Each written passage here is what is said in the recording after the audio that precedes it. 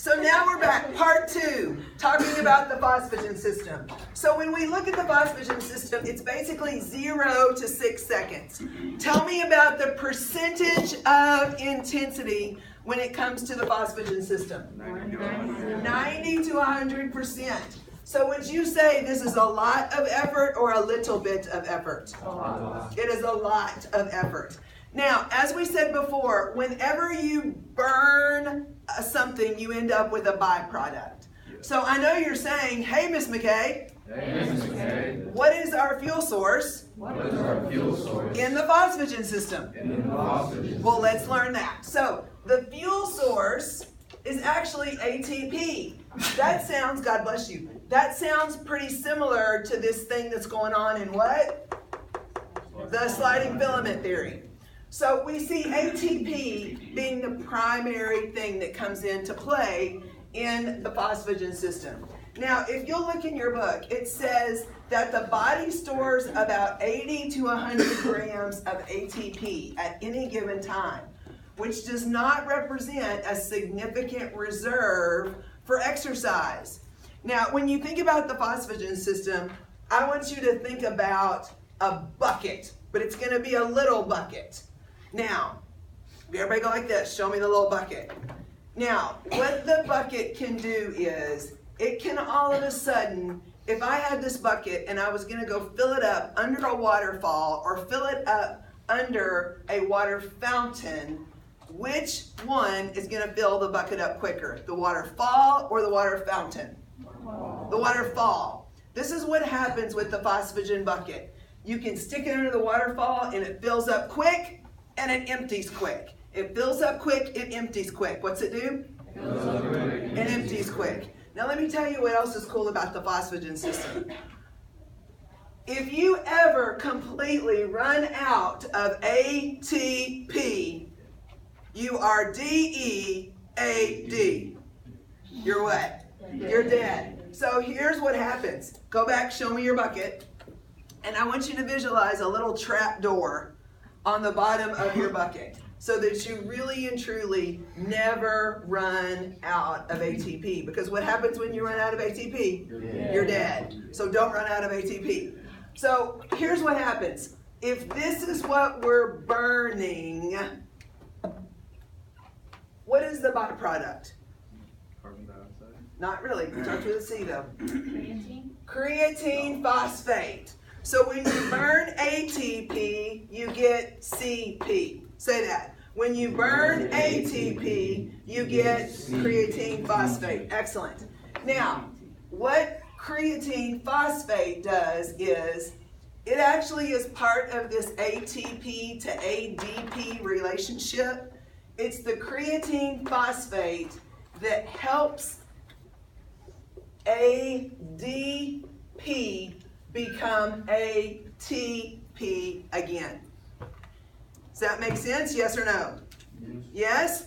So whenever you burn that triphosphate ion and it couples with creatine phosphate, it will all of a sudden go under the waterfall, yes, and really make more ATP so that you can do it again. On the count of 3, stand up. 1, 2, 3.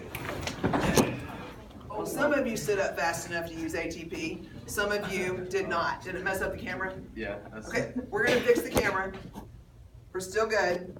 We got a high-tech camera crew here rolling today. Y'all go ahead and sit down. Awesome. Okay, so let me ask you a question. What is the intensity of the phosphagen system?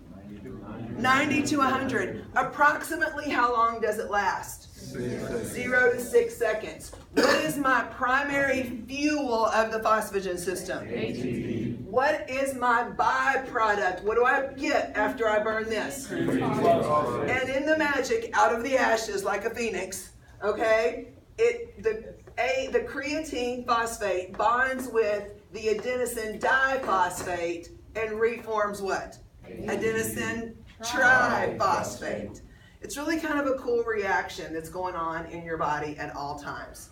Do you understand how that rocks? Say got it when you got it? Got it. What happens when you run out of ATP? Yeah. You are DEAD. Now, all of this happens because it's the law of mass action and mass effect. Okay?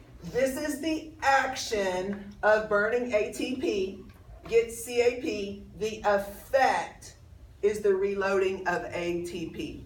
The burning is the action, the effect is the reload.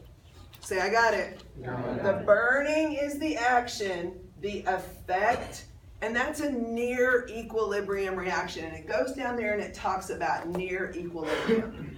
Why does your body want to keep ATP at near equilibrium? Because it doesn't want you to. It doesn't want you to die. So it says, hey, let's keep some of this rolling so this guy can stay alive. It's a good thing. So let me ask you a question. If this is how we initiate every single movement that we do we all use the phosphagen system every single day? Yes. But what I want to encourage you to do is, I want you to really intentionally use your phosphagen system, because your body will respond to whatever you ask it to. Remember, your body will respond to whatever you ask it to. And so if you're asking your body to become sluggish and not be incredibly powerful, then you're not as efficient and effective at recirculating ATP. So how do you keep your phosphagen system in tune? Not just stay active, but do what? Explosive, powerful things. Friends, if you're not vertical jumping, if you're not power cleaning, if you're not jumping at least once a week, you've got to get that back in your plan. You have to do powerful things to stay a powerful person. Intentionally work your phosphagen system. That's one of those things, whenever they came up with, really, they're actually calling it Tabata training now. You guys, that's just basically HIIT training on steroids. It's awesome. Someone thought that they invented that. They really didn't. They just put a name to it, which is really kind of an interesting thing. So go as hard as you can for 6 to 10 seconds and then recover. Remember, your bucket is going to fill back up pretty quick because it's under a what? A waterfall, not a water fountain. So it'll fill up quick. You just got to have the appropriate rest work ratios. And we're going to talk about work rest ratios as well. So say, I get that phosphagen system. Very nice. Any questions in here? Ask any questions if where we are doesn't make sense. So here's a question. If you were watching this video, would that make sense to you, for those of y'all that are sitting in the room? Say yes? Yes. All right, very good. Do we have time to start the glycogen system? 8:15. Okay, so we're going to go ahead and introduce the glycolytic system. So right over here, this is your glycolytic system. Now, you can actually, it's called glycolytic, it's called glycolysis, any of those things. I don't care what you say. I like to say the glycolytic system. It actually calls it glycolysis in your book. Now, again, you store glycogen in 2 places in your body. Where? Liver and where? And muscle. Where do you store glycogen? Where do you store glycogen? Where do you store glycogen? Say, I got it. Got it. All right. So what starts to happen is, depending on if you are moving towards more fast glycolysis or slow glycolysis, it depends on whether you're using muscle glycogen or liver glycogen. Very good. We're going to take a quick pause. We'll come back with part 3. Okay, we're not going to